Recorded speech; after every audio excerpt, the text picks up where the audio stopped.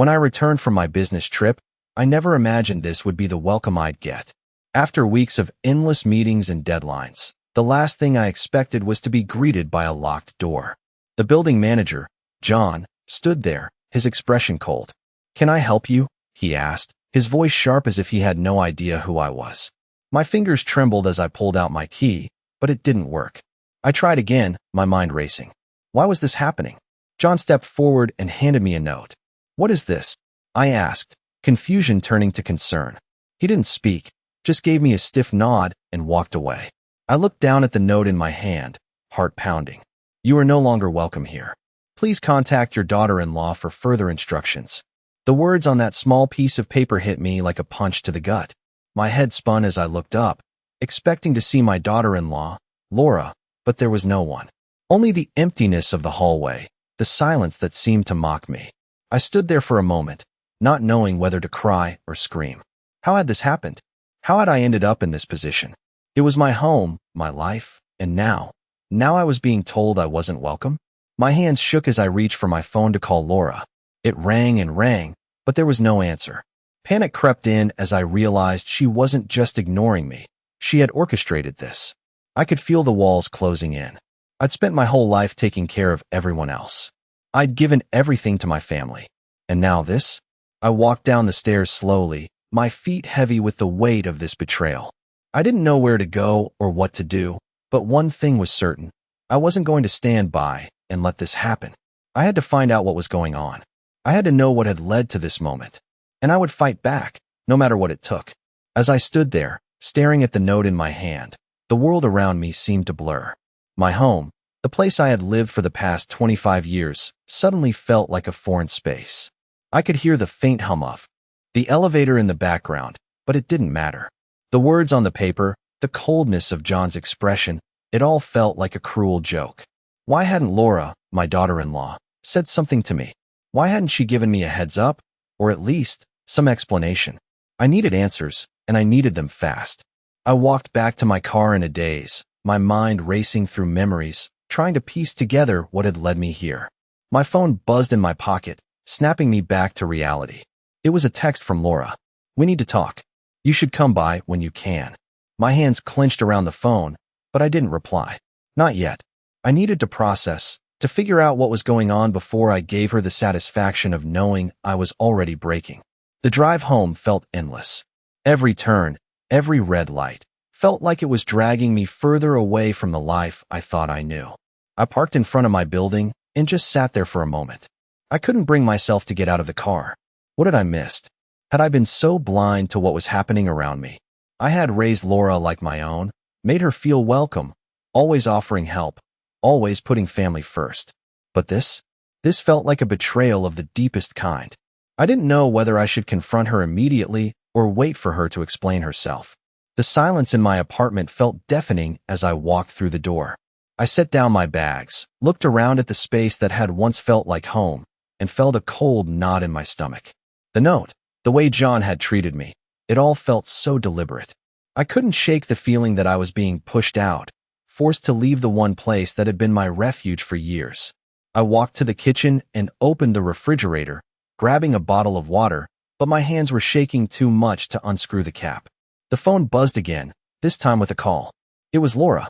I took a deep breath and answered, trying to sound calm, trying to sound like everything was fine. "What's going on, Laura?" I asked, my voice steady but my heart pounding. There was a long pause before she spoke, and I could almost hear the unease in her voice. "I think it's time for you to move out, Mom," she said. The words hit me like a punch to the chest. I could feel the air leave my lungs as the reality of what was happening sank in. Move out? How had we gotten here? What are you talking about? I replied, my voice barely above a whisper. "You know the house is too big for you," Laura continued, her tone soft, almost rehearsed. "And with the maintenance costs, it's just not practical anymore. Wade and I have been talking, and we think it's time for a change."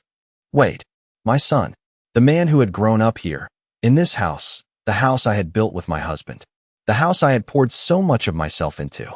It felt like my entire life was being erased in an instant. "You think it's time for a change?" I echoed, my voice shaking with disbelief. "Laura, this is my home. I've lived here for 30 years. Your father and I, I stopped myself, my voice catching in my throat. "Mom, I'm sorry, but it's the right thing to do," she said, cutting me off. "We'll help you find somewhere smaller, somewhere more manageable. We've already been looking at places, and we found a nice little senior community not far from here. It'll be better for you. You'll be around people your own age." I felt a cold rush of anger rise up inside me. People my own age? Was that her excuse for pushing me out? "So, what? You've been planning this behind my back?" I asked, my voice rising now.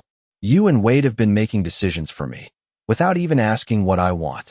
There was another pause, and I could almost hear her steeling herself for the next words. "I'm just doing what's best for you, Mom," she said. "We're just trying to be practical." Practical. The word stung. It felt like she was taking everything I held dear and stripping it away, piece by piece. I stood there, holding the phone, and for the first time in my life, I realized that Laura had never really seen me. Not as a mother, not as a person, just as something to be discarded when it no longer served her purpose. I could feel the anger bubbling up inside me, but I held it in check. "I'll think about it," I said quietly. "But don't expect me to just walk away from my home without a fight." I hung up the phone, staring at it for a moment before dropping it onto the kitchen counter. I wasn't going down without a fight. Not this time. The next morning, the weight of yesterday's conversation still hung over me like a thick fog. I hadn't slept much, the words "it's time for you to move out" echoing in my head. I tried to brush it off, to tell myself that it was just a misunderstanding, but deep down, I knew it wasn't. Laura's words were calculated, cold. She wasn't just telling me to leave. She was pushing me out of my own life, my own home. I needed to do something. I couldn't just sit around and let this happen. I walked into the kitchen, the smell of coffee filling the air, and took a moment to gather my thoughts. I needed a plan, a way to take control of the situation. I couldn't let Laura and Wade dictate my life. Not now. Not after everything I had sacrificed. As I sipped my coffee, I thought about the good times. The dinners with my husband, the holidays, the moments of laughter that once filled these walls. But now, the house felt different.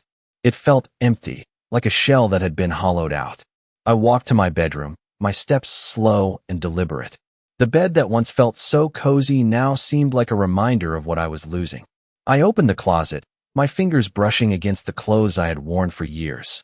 These clothes had memories woven into them, each piece a symbol of the life I had built. I couldn't let them take it away from me. I had worked too hard. I had raised my son, given everything for this family. And now, I was being treated like a stranger in my own home. I grabbed my phone and called my lawyer, a woman I had known for years. She was calm and reassuring on the other end of the line. "We'll figure this out," she said. "You have rights, Emily. Don't let them push you around." I hung up the phone, feeling a small sense of relief. I wasn't alone in this fight. I had someone on my side. But as I hung up, the reality of what I was about to do hit me. I was going to have to confront my own family, the people I had loved and cared for, and tell them that I wasn't going to give up my home without a fight. The thought made my stomach turn, but I had no choice. I couldn't let them get away with this. Later that day, I drove to the courthouse. The weight of the situation hung heavily on me as I parked in front of the building. I had to start the process of securing my rights, but it wasn't easy. I had spent years taking care of my family, and now I was fighting for my own future. As I walked into the building, I felt like I was stepping into a battle I didn't know I was ready for. But it was a battle I had to fight, and I wasn't going to back down. The rest of the day passed in a blur. I met with my lawyer, filled out the necessary paperwork, and made the first move toward reclaiming control. But the hardest part was yet to come. I still had to face Laura and Wade, to look them in the eye and tell them I wasn't going to be discarded like an old piece of furniture. That night, I went home and sat in front of the TV, but I couldn't focus on anything. My mind kept racing, thinking about what I was going to say. How would they react? Would they listen to me? Or would they continue to treat me like an inconvenience? I couldn't answer those questions yet. But one thing was certain. I was no longer the woman who would quietly accept their decisions. I was ready to stand up for myself, and I wasn't going to let them win. The next morning, I woke up with a new sense of determination. The fight ahead was daunting, but it wasn't something I could back down from. I walked to the kitchen, the sunlight streaming through the window, but the warmth it brought couldn't reach the chill that had settled in my chest. I couldn't stop thinking about Laura's words, about how easily she'd dismissed me, how easily she decided that I didn't belong in my own home anymore. I spent the day gathering my thoughts, trying to prepare myself for the confrontation that was coming. I couldn't let Laura and Wade think they could push me around. Not now, not after all these years. I called my lawyer again, just to reassure myself that I was on the right track. I'm going to take action, I said, my voice steady despite the anxiety bubbling inside. I'm not leaving. Not without a fight. You're doing the right thing, Emily, she replied, her voice calm and confident. We'll make sure your rights are protected. I felt a small sense of comfort in her words, but the real test was still ahead. The hardest part wasn't going to be the legal battle. It was going to be facing my son and daughter-in-law. When I walked into their house that evening, the air was thick with tension. Laura was sitting on the couch, her arms crossed, her eyes narrowing as she looked at me. Wade was standing by the window, his back to me, as if he couldn't even bear to face me. It hurt, more than I expected. These were the people I had loved, the people I had sacrificed so much for, and now, they couldn't even look me in the eye. I cleared my throat and took a deep breath. We need to talk, I said, my voice firm. Laura didn't respond, but I could feel her resistance in the way she shifted her gaze away from me. Wade finally turned around, but his expression was cold, distant. What's this about, Mom? He asked, his voice flat. I want to know why you think it's okay to push me out of my own home, I said, my voice steady but my heart pounding. Laura let out a frustrated sigh, clearly not wanting to engage, but I wasn't going to let her off that easily. You think it's that simple, don't you? I continued. You think just because you're in control of the finances, just because you've been making all the decisions, that I don't matter anymore. But I'm not going to just disappear. This is my home. This is where I've spent the last 30 years of my life. Laura stood up then, her face flushed with anger. You don't get it, do you? She snapped. This house is too much for you. You're getting older, and you can't take care of it anymore. Wade and I have been talking, and we think it's better for you to move somewhere else. Somewhere smaller, somewhere more manageable. Her words hit me like a slap in the face, but I refused to back down. I'm not moving anywhere, I said, my voice low but filled with conviction. This is my home. Your father and I built this place together. We raised you here, Wade. And now, you're just going to throw me out like I'm some burden. Wade's eyes flickered with something. Guilt, maybe, but he quickly masked it with a cold expression. It's for the best, Mom, he said. You'll see. You don't need all this space. We can find something better for you. Better for me? I echoed, my voice rising. You mean better for you, don't you? This isn't about me. This is about what's convenient for you and Laura. You've been planning this for months, haven't you? Wade didn't respond. He just turned away, his back to me again. It was like he was shutting me out, and that hurt more than anything. Laura crossed her arms and gave me a look that made my stomach churn. This is what's best, Emily, she said, her voice cold and dismissive. You'll thank us one day. We're just doing what's right for you. I stood there for a moment, my mind racing. I couldn't believe this was happening. I had spent my whole life taking care of them, putting their needs first, and now they were treating me like I was nothing. But I wasn't going to let them win. I wasn't going to let them push me out of my own life. I'm not going anywhere, I said again, my voice unwavering. I will fight for my home, and I will make sure you understand that I'm not your pawn to move around. I turned and walked out of the room, my heart heavy but my resolve stronger than ever. I wasn't going to let this go. Not now. Not ever. The following days were a blur, but the weight of what was happening kept me grounded. I spent my time making calls, gathering evidence, and preparing myself for the next step. I had talked to my lawyer, and now, I was waiting for the right moment to act. I couldn't just let Laura and Wade think they could make decisions for me without consequences. I walked into the living room one afternoon, still shaken from the events, but with a new sense of resolve. I looked around at the familiar surroundings, pictures on the wall, the old sofa where I had spent countless hours reading, the coffee table where I had sat with my husband and children for years. All of it, now tainted by their betrayal. I had lived in this house longer than I had lived anywhere else, and the thought of leaving was unbearable. The memories were etched into every corner, every wall. And yet, it felt like they were taking it all away from me. I didn't know how long I could keep pretending that everything was fine. I needed to confront them again, this time with something they couldn't ignore. I had to make them see that I wasn't going to just give up without a fight. My heart was heavy, but I knew it was the only way. I didn't want to be the victim anymore. I couldn't be. I took a deep breath and dialed Wade's number. It rang once, twice, 3 times before he picked up. "Mom," he said, his voice flat. "What's going on?" I didn't waste time with pleasantries. "We need to talk," I said, my voice firm. "I'm not leaving. I'm not going anywhere." There was a pause on the other end of the line, and I could almost hear him trying to process my words. "Mom, this is for your own good. We're just trying to make sure you're comfortable. You can't take care of this place anymore. It's too much." I could hear the rehearsed nature of his words, the way he had been coached to speak in a way that would make me back down. But I wasn't backing down this time. "Wade," I said, my voice steady. "You don't get it. This isn't about what's best for me. This is about you and Laura wanting this house. I've spent my whole life taking care of this family. I've given everything to make sure you and Laura had everything you needed. And now you're going to throw me out." There was silence for a moment. I could feel his guilt in the air, but he didn't know how to express it. "I never wanted this," he finally said, his voice soft. "But Laura, she's been worried about you. She thinks it's time for a change." "She's worried about me?" I scoffed. "I don't need her to decide what's best for me. I can take care of myself. And I'm not going anywhere. Not without a fight." Wade sighed, clearly frustrated. "Mom, we've been over this. I just want what's best for you." I shook my head, though he couldn't see me. "What's best for me is staying here, in my home. I've earned that. I've built this life, and I'm not letting you take it away from me." The conversation ended with more silence, and I felt the weight of the situation crash down on me again. But this time, something had shifted. I wasn't going to let them walk all over me. I was going to stand my ground, even if it meant losing them. The rest of the day passed in a haze. I didn't know what would happen next, but I felt the pressure building. I knew I had to act fast.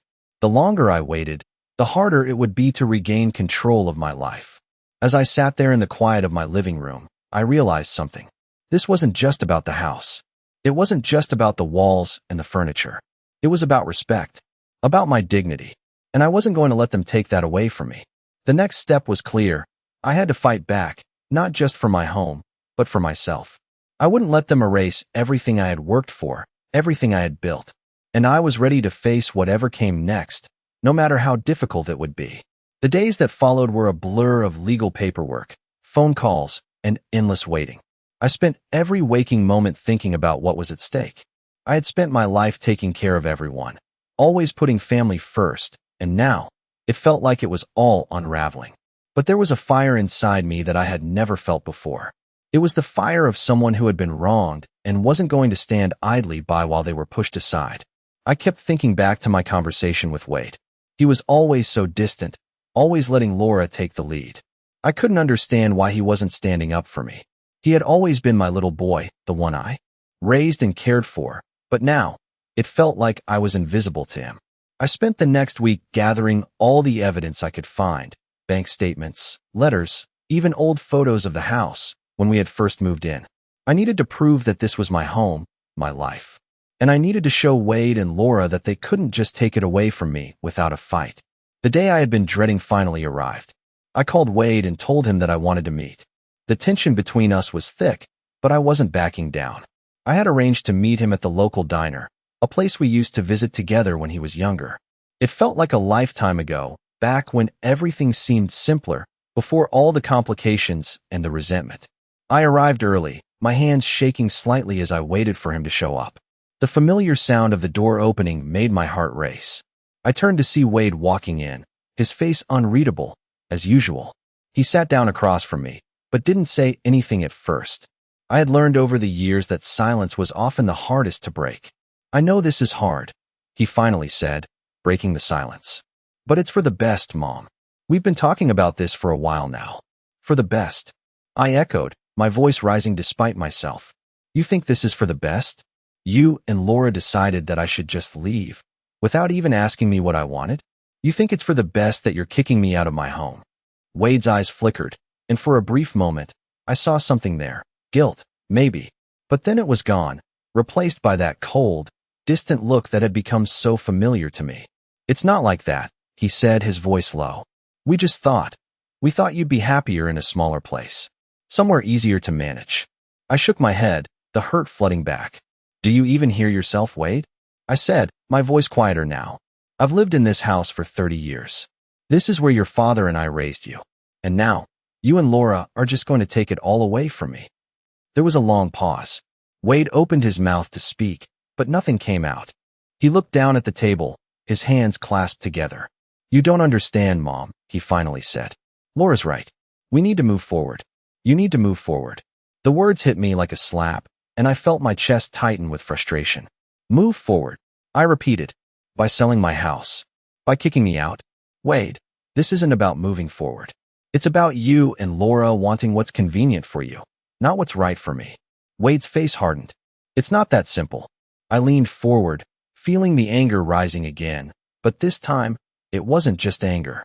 It was a fierce determination. No, it is that simple, I said, my voice steady. You and Laura have been making decisions for me, without asking me a single thing. You've decided what's best for me, and I'm telling you, it's not your decision to make. This is my home. This is my life. And I'm not going anywhere. Wade didn't say anything. He just sat there, looking at me, but I could see the tension in his shoulders, the uncertainty in his eyes. It was the first time I had seen him like this in a long time. I stood up, my decision made. I'm not giving up without a fight, I said, my voice firm. And you and Laura are going to have to deal with that. I turned and walked out of the diner, my heart pounding. I knew the road ahead was going to be difficult, but I also knew that I wasn't going to let them take everything from me. Not without a fight. The days that followed felt like a constant battle.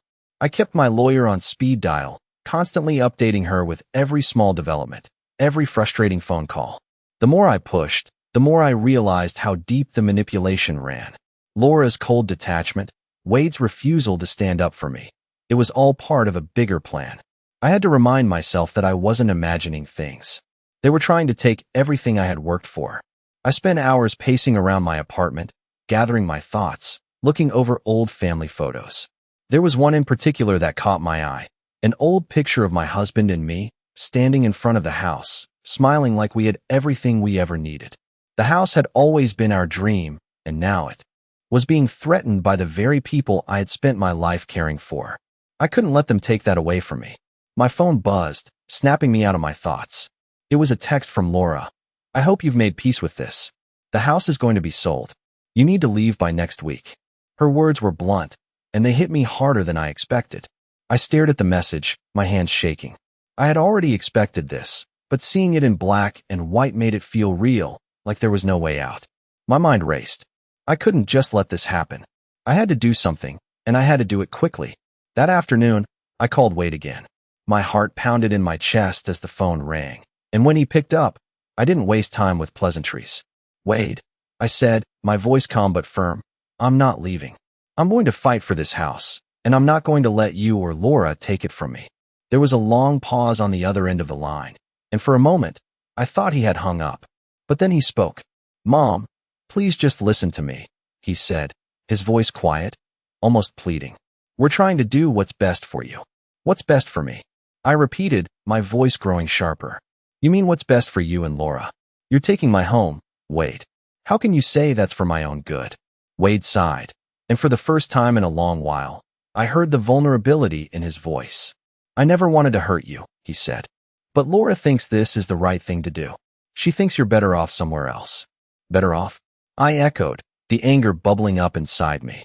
You think I'm better off without my home? Without my life? I've been here for over 30 years. This is where I raised you, Wade. This is where your father and I built our life together. And now, just because Laura thinks it's too much for me, you're going to take it away? There was silence on the other end. I could hear him breathing, but no words came. I pressed on. Wade, I've spent my whole life taking care of this family, doing what I thought was best for all of you. And now, you and Laura think you can just make decisions for me? I won't stand for it. Finally, Wade spoke again. I don't know what to say, Mom. I wish things were different. Well, they don't have to be this way. I replied, my voice steady.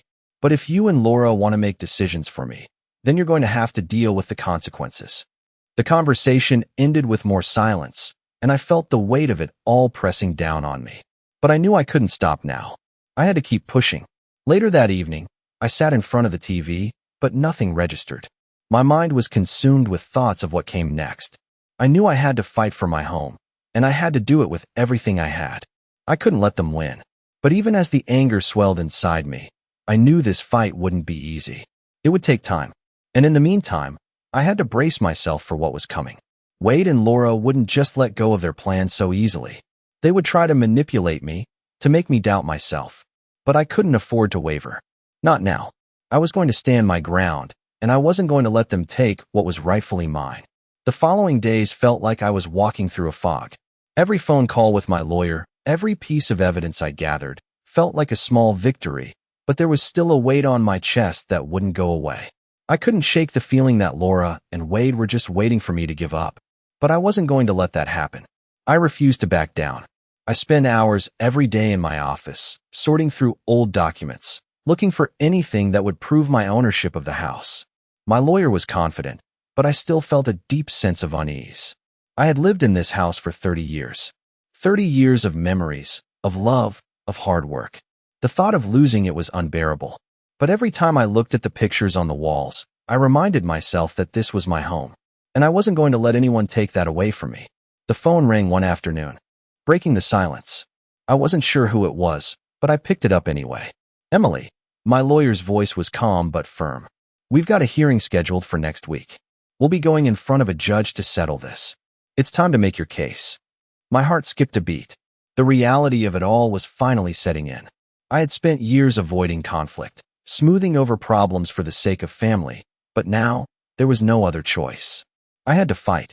I had to fight for my home, for my dignity, for everything I had worked for. I hung up the phone, feeling a mix of fear and determination. I was scared, terrified, even, but I knew I couldn't let fear control me. I had to stand my ground. The next few days were a blur of preparation. I went over everything with my lawyer, every detail, every piece of evidence.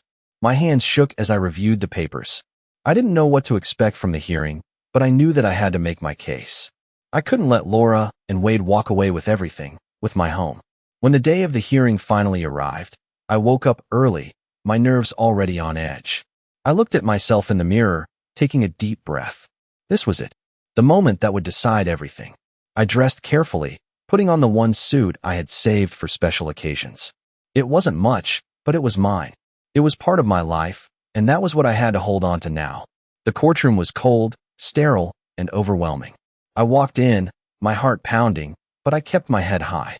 I wasn't going to show them weakness. Not now. Not ever. Laura and Wade were already there, sitting across from me, their expressions unreadable. It was like they had already made their decision, like this was just a formality to them. I could feel their eyes on me, but I refused to look away. I couldn't let them intimidate me. The judge called the court to order, and the proceedings began. My lawyer stood up, presenting my case with clarity and conviction. Every word she spoke felt like a step toward reclaiming my life. I listened intently, my mind racing as I recalled every detail of my years in this house. I had built a life here. I had worked for everything I had. This was my home, and I wasn't going to let anyone take that from me. As the hearing continued, I felt the weight of the situation pressed down on me. It was more than just a legal battle. It was a battle for my dignity, for the respect I deserved after all these years. I was no longer going to let them treat me like I was invisible, like I didn't matter. I had spent my life putting everyone else first, and now it was time to put myself first. I had to stand up for what was rightfully mine. When it was my turn to speak, I stood up slowly, feeling the eyes of everyone in the room on me. I took a deep breath and looked at Laura and Wade, their faces cold, their eyes hard. This house, I began, my voice steady, is more than just a building. It's a home. It's where I raised my family. It's where I spent the best years of my life. I won't let anyone take that from me. I paused, my hands clenched by my sides. I've given everything to this family. I've sacrificed for you, for Wade, for everyone. And now, when I need the same respect, the same care, you're trying to take it all away from me. But I won't let you. I won't let you erase my life like it never mattered. The room was silent, and I could see the flicker of emotion in Wade's eyes. But Laura remained impassive, her expression cold, her arms crossed. I didn't care anymore. I had said what needed to be said, and now, it was up to the judge to decide. I sat back down, feeling a sense of calm wash over me. I had done all I could. I had fought for what was mine. Now, I just had to wait for the verdict. The days after the hearing dragged on, each one feeling longer than the last. I couldn't stop thinking about what had happened, what was still to come. Every time I closed my eyes, I saw Wade's face, his expression unreadable, and I wondered if there was any part of him that regretted what he was doing. But as the days passed, I knew the answer. There wasn't. Laura had already made up her mind, and she had Wade wrapped around her finger. I didn't know how I had missed it all these years. How had I allowed them to control everything? How had I let them take so much without ever questioning their motives? But that was over now. I wasn't going to let them win. The wait for the judge's decision felt endless, but I knew I had to hold on, to stay strong. Every time I thought about giving up, I reminded myself of all the sacrifices I had made, all the love I had given. This house was the culmination of years of hard work, and I wasn't going to let them take it from me. I spent that week alone in the house, walking from room to room, thinking about everything it had meant to me. The kitchen where I had cooked countless meals for my family. The living room where we had spent so many holidays together. It was all coming to an end, and yet, I still had hope. I couldn't shake the feeling that there was something more to this, something I wasn't seeing. I wasn't going to give up without finding out the full truth. On the day the judge was set to announce their decision, I woke up early, feeling the weight of everything bearing down on me. I had already prepared myself for the worst, but a part of me still held on to the hope that there was a chance I could win. I dressed in my best suit, the one that always made me feel confident, like I could take on the world. I couldn't let them see how much this hurt me. I wasn't going to show weakness. When I arrived at the courthouse, I was greeted with a familiar coldness. The same faces, the same cold stares from Laura and Wade. They were sitting across from me, their eyes hard, their expressions indifferent. I sat down, my heart pounding in my chest, and waited for the judge to speak. The room was silent as the judge reviewed the case, flipping through the papers in front of them. I could feel the tension in the air, the weight of everyone's expectations. The judge finally looked up, their eyes meeting mine. After reviewing the evidence presented by both parties, the judge began, their voice calm. I have come to a decision. I held my breath, not knowing what to expect. My heart raced, my palms sweaty, but I kept my face neutral. The judge paused for a moment, and for a second, everything felt like it was standing still. The property in question, the judge continued, will remain in the possession of Emily Harrison. A wave of relief washed over me, but I didn't allow myself to show it. I couldn't let my emotions get the best of me. I looked over at Laura and Wade, their faces a mixture of shock and disbelief. I knew they hadn't expected this. They had thought they could control everything, that I would back down. But they were wrong. I had fought for this. I had fought for my home, for my dignity, and now I had won. The judge's ruling was final, and there was nothing they could do about it. I walked out of the courthouse, my heart still pounding, but this time with a sense of triumph. I had won. I had stood my ground, and I had reclaimed what was rightfully mine. The battle wasn't over yet. There was still a long road ahead of me. But for the first time in a long time, I felt like I had control of my life again. I had fought for myself, and I had come out victorious. And no one, not even Laura and Wade, could take that away from me. The weeks that followed were a mix of relief and quiet reflection. The court case was behind me, but the emotional aftermath was far from over. The house was mine again, but it felt different now, somehow. It was as though the walls themselves had witnessed the tension, the arguments, the weight of betrayal that had hung in the air for so long.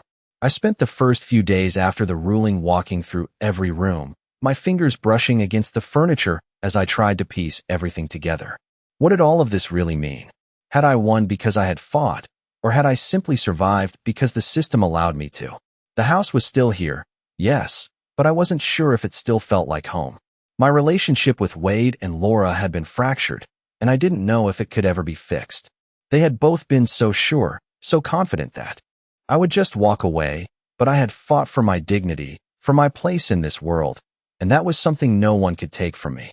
I had come to realize that this wasn't just about the house. It wasn't just about the legal victory. It was about my life, my choices, and the respect I deserved. And in that moment, I knew I couldn't let their actions define me. They had tried to push me out, to make me feel invisible, but I had shown them that I was far from it.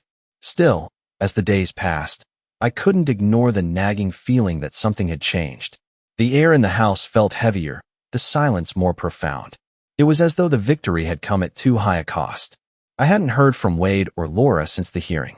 Part of me expected them to reach out, to apologize, to try to fix what had been broken, but nothing came. I had known for years that my relationship with them had been strained, but I never thought it would come to this. I never thought they would push me out, treat me as if I were nothing more than an obstacle to their own comfort. Maybe it was just easier for them to pretend that I didn't matter. Maybe it was easier for them to just walk away from everything we had built. But for me, it wasn't that simple. This house, this life, it wasn't just a thing to be disposed of when it became inconvenient. And I wasn't going to let them make me feel like it was. The silence between us was deafening, but I refused to let it be my defeat. I had fought for this house, for my place, and I wasn't going to back down now. As I sat in the living room, the place where so many memories had been made, I realized that I didn't need their approval anymore.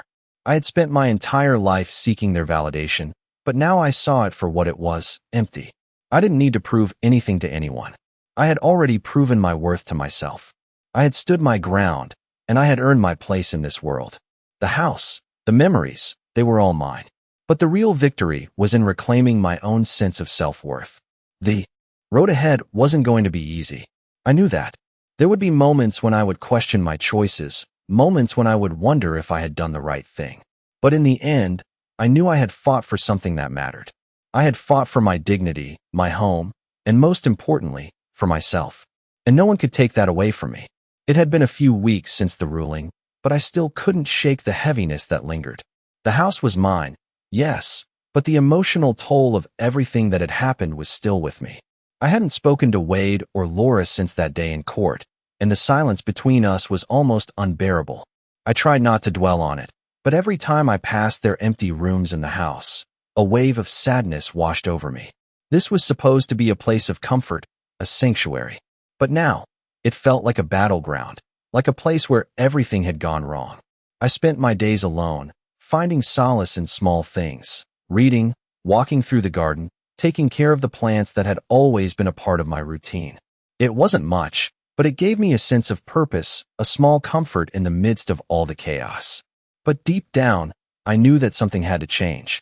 I couldn't keep going like this, living in the shadow of what had happened. The victory in court had been important, but it didn't erase the hurt. It didn't fix the brokenness between me and my family. One afternoon, as I sat in the living room, I picked up my phone and stared at it for a long time. I had been avoiding contacting Wade or Laura. I didn't know what to say, or if I even wanted to say anything. But the silence between us felt worse than the conflict. I had to make a choice.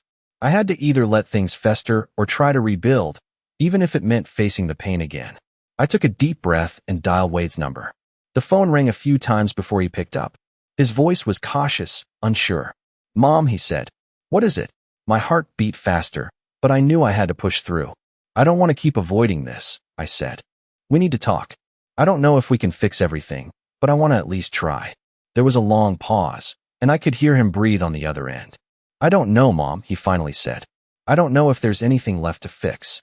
His words stung, but I wasn't going to let him shut me out again. "I don't expect things to go back to the way they were," I said, my voice steady. "But I can't live like this. We can't keep pretending that nothing happened. It's tearing me apart." I could hear the hesitation in his voice. "I didn't mean to hurt you, Mom. I thought it was the right thing to do." "I know you thought you were doing what was best for me," I replied. "But you never asked me what I wanted. You never listened to me. I'm not a child, Wade. I'm your mother, and I deserve to be heard." He was silent for a moment, and then he spoke again, his voice softer this time. "I'm sorry," he said. "I never should have done that. I don't know what to say." I felt a small glimmer of hope. It wasn't much, but it was something. "You don't have to say anything right now," I said. "But I need you to understand that I'm not just going to let this go. I need you to take responsibility for what's happened, for the way you treated me." There was a shift in his tone, something that sounded like regret. "I know, Mom. I do. I was wrong. I'm not asking for perfection," I said. "I'm just asking for respect. We can start with that." After that, the conversation drifted into silence again, but it wasn't the same kind of silence. It wasn't the heavy, suffocating silence that had filled the house before. It was the kind of silence that came after a small breakthrough, after a step toward healing. I hung up the phone, feeling a mix of relief and uncertainty. It wasn't over. I knew that. But for the first time in a long time, I felt like there was a possibility of moving forward, of rebuilding something. It wasn't going to be easy. Nothing worth having ever is. But I had fought for my home, for my dignity, and now, maybe it was time to fight for my family too.